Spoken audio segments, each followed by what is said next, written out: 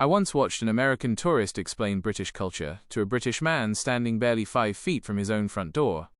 The confidence wasn't loud or aggressive, it was calm, instructional, almost kind.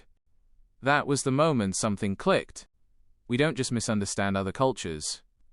We correct them politely, with a smile. After living in London for 2 years, I began noticing a pattern that went far beyond accents or spelling. Americans weren't confused by Britain. They were disappointed by it. Disappointed that the real country didn't match the version they'd built in their minds from films, TV shows, and internet trivia. This isn't about tourists making harmless mistakes. Everyone does that. This is something stranger. It's about watching visitors argue with locals about their own everyday reality, convinced that confidence plus familiarity equals authority. Once you notice this pattern, you see it everywhere. A friend of mine works at a small independent cinema in London. One afternoon, an American visitor walked up to the counter and pointed at the screening times. He asked why the schedule used a 24-hour clock, saying it felt unnecessarily complicated and unfriendly for international visitors. My friend explained that this system is standard across the UK and much of Europe. The visitor nodded, then said Americans had already figured out a better way to tell time. He suggested changing the format to avoid confusion. The suggestion wasn't rude. It was confident, helpful, and completely unsolicited. When told the cinema had operated this way for decades, the visitor sighed and said traditions often lasted longer than they should. He bought a ticket anyway, but later left an online review mentioning the outdated scheduling system. The cinema didn't change a thing. Regular customers kept arriving on time. A museum volunteer in York once told me about an American couple reading a historical plaque. It used British spelling and measurements. One of them laughed and said the information would be clearer if it were translated into modern English. He spoke as though the museum simply hadn't caught up yet. The volunteer explained that the language reflected local usage and historical context. The man replied that history didn't justify inefficiency. He suggested museums should update their wording for clarity, especially for tourists. His partner nodded along, clearly convinced this was a reasonable proposal. The volunteer thanked them and continued the tour. The plaque stayed exactly as it was. The couple walked away believing they'd found a flaw in the museum, rather than encountering a cultural standard that didn't center them as the default audience. A barista in Brighton once described an American customer correcting how prices were written on the chalkboard menu. The pound sign appeared before the number, and the customer insisted it should come after. He said that was the proper way to write money, and suggested the cafe fix it. The barista explained that the placement was correct in the UK. The customer smiled and said he understood, but internationally there were better conventions. He framed it as friendly advice meant to improve the cafe, not a criticism of local norms. After paying, he lingered, still unconvinced. Later, he posted a photo online, mocking the menu formatting. The cafe stayed busy, serving locals who never questioned where the symbol appeared. These moments share something deeper than simple cultural confusion. They reveal an assumption that one system is neutral, while others are deviations. When your version is treated as the default long enough, difference stops feeling equal and starts feeling wrong. Correction becomes instinct. Confidence replaces curiosity. A transit employee in Manchester told me about an American passenger who complained that platform announcements sounded unclear because of British pronunciation. He said announcements should be standardized for global audiences. To him, clarity meant sounding more American. The employee explained the announcements were designed for local commuters, not tourists passing through. The passenger nodded, then said local systems should still adapt to international expectations. He framed it as progress, not entitlement. Nearby commuters exchanged glances but stayed quiet. When the train arrived right on schedule, the passenger boarded while shaking his head.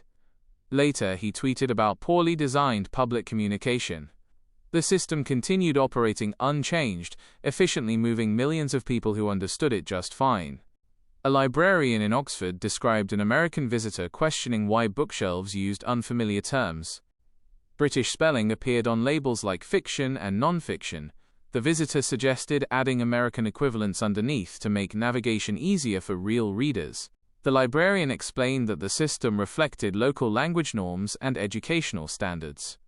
The visitor replied that Americans read more books overall and understood reader behavior better. He spoke with confidence, assuming data gave him authority over a space he'd entered minutes earlier. After leaving, he posted online that British libraries felt inaccessible. The librarian returned to her desk and helped local students find books without any confusion. The labels stayed exactly where they were. A tour guide in Bath once told me about an American guest who kept interrupting her description of Roman architecture. He cited facts from a podcast he'd listened to on the flight over, insisting certain terms were outdated. The guide explained her wording matched local archaeological conventions. The guest said conventions should change when better information became available. He never considered that local expertise might already reflect that change. The tour continued, but the interruptions lingered. Other guests grew quieter, less engaged. Later, the guide said the hardest part wasn't being challenged. It was being treated as less informed about her own subject than someone just passing through. By this point, the pattern is obvious. These interactions aren't about curiosity or learning. They're about authority. When people grow up inside a system labeled global, they assume it carries universal jurisdiction. Difference feels inefficient, and efficiency becomes a moral argument for correction instead of adaptation. A pub quiz host in Boston once told me about a British culture round that went off the rails. One American team answered confidently, explaining their reasoning out loud and citing TV shows, YouTube videos, and trivia podcasts. Two British players on the opposing team stayed quiet, already sensing what was coming. When a question about everyday British tea habits appeared, the Americans answered with certainty. The British team hesitated, then wrote something simpler. When the correct answer was announced, the Americans argued with the host, insisting stereotypes were more authentic than lived experience. They debated British culture while sitting next to British people. The room fell silent. The British players didn't argue back. They just watched Americans defend an imagined version of their daily lives with complete confidence and no self-awareness. At a university international night, the British Student Society hosted a modest booth. An American student approached the booth and asked why there was nothing about Sherlock Holmes or the royal family. He sounded disappointed, as if the display had failed at its most basic duty. A student from Leeds explained that they were presenting modern British life. The American replied that fictional characters and stereotypes were simply more recognizable. He couldn't understand why real people weren't leaning into the version everyone already expected. The British student smiled politely and stopped engaging. Later, he said the strangest part wasn't the lack of knowledge. It was the frustration Americans felt when Britain refused to perform the fantasy they'd already memorized. I caught myself doing the same thing.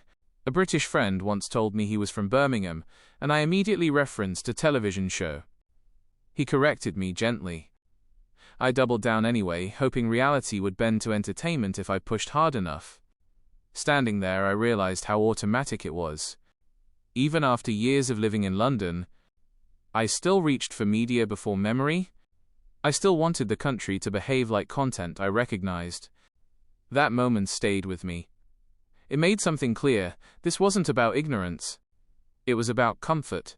Familiar narratives feel safer than accepting that other cultures don't exist to meet our expectations. What ties all these moments together isn't malice. It's certainty. When one culture dominates global media long enough, its version of reality starts to feel universal. Other systems don't feel different. They feel wrong, outdated, or inefficient by comparison. Correction becomes reflex. Confidence replaces curiosity. Disagreement feels justified because it's framed as improvement rather than intrusion. That's how people end up arguing with locals about their own lives. Britain isn't a theme park, a costume, or a performance. It's a place where ordinary people live ordinary lives that don't exist for outside approval. When reality doesn't match the fantasy, the problem isn't the country. It's the expectation we arrived with. And until we learn to let that go, we'll keep confusing confidence with understanding and familiarity with truth wherever we travel. A customer service agent at a London train station once told me about an American traveler upset over queue etiquette. Clear signs instructed passengers to wait their turn, but he kept stepping forward and waving staff over. He explained that in the US, initiative mattered more than standing politely in line. When told everyone was served in order, he laughed and said the system rewarded passivity. He suggested creating a separate line for decisive people who were in a hurry. His tone suggested efficiency, not entitlement, as if fairness itself were a design flaw slowing progress. Other passengers avoided eye contact while the agent calmly repeated the explanation. Eventually, the traveler was served at the exact same pace as everyone else. He left frustrated, convinced the system discouraged ambition, rather than understanding that it prioritized predictability over dominance.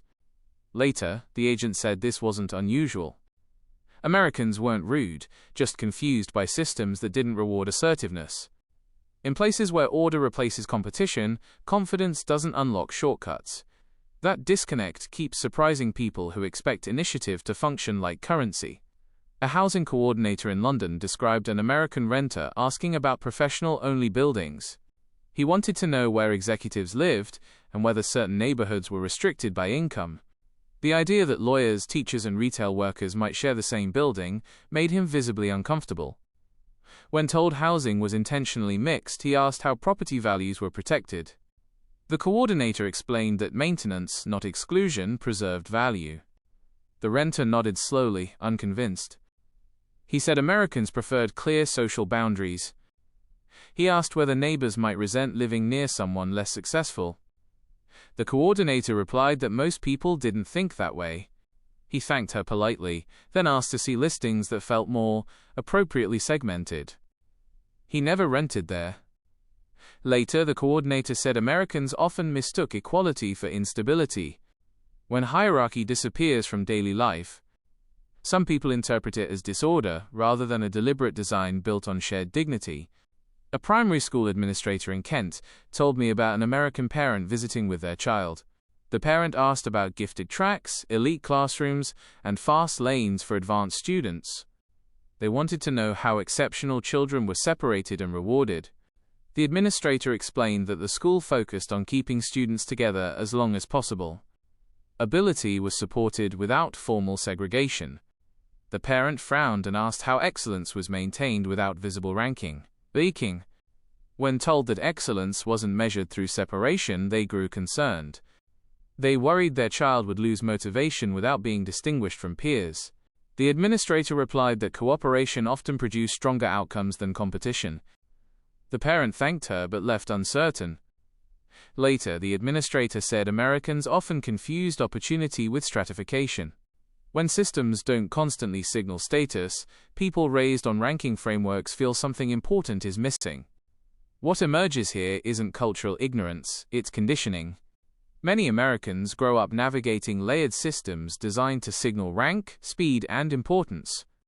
When those signals disappear, people feel unanchored. Equality doesn't register as fairness, it registers as loss of distinction. Without visible hierarchy, confidence has nowhere to attach itself. And when confidence can't dominate a system, it often tries to correct it instead. That instinct isn't about arrogance. It's about discomfort in spaces where status no longer speaks. A nurse in London once told me about an American patient treated for a minor injury. Afterward, he asked where he could pay and whether there was an express checkout. He assumed quicker exits existed for people with good insurance or who valued efficiency. The nurse explained that everyone exited the same way, regardless of payment or coverage. He laughed, assuming she'd misunderstood. Then he clarified that in the US, better insurance usually meant faster processing and more comfortable pathways. When the nurse explained that care was standardized, he looked genuinely unsettled. He asked whether unemployed people received the same treatment. When she said yes, his discomfort deepened rather than eased. He didn't argue. He just left quietly, processing the idea that money hadn't changed his position. The nurse later said this reaction was common. Equality felt less reassuring than unfamiliar, like a benefit he couldn't customize. A pharmacist in Edinburgh described an American customer questioning the queue. He asked whether there was a faster line for people picking up expensive prescriptions. He framed it as a logistical improvement that would reduce congestion. The pharmacist explained that prescriptions were handled in order of arrival. The customer frowned and said urgency should matter. When told urgency was medical, not financial, he hesitated. He said the system felt inefficient and unmotivating. The pharmacist replied that fairness, not speed, was the priority in healthcare spaces. The customer waited his turn and left without comment. Later, the pharmacist said Americans struggled most in systems where money couldn't negotiate time. When financial leverage disappeared, so did their sense of control. A hospital administrator in Dublin once described an American visitor advocating for a relative. He asked whether making a private donation could move his family member up the surgery list. He assumed generosity naturally accelerated care. The administrator explained that schedules were based on medical urgency. The visitor asked whether donations could support faster access.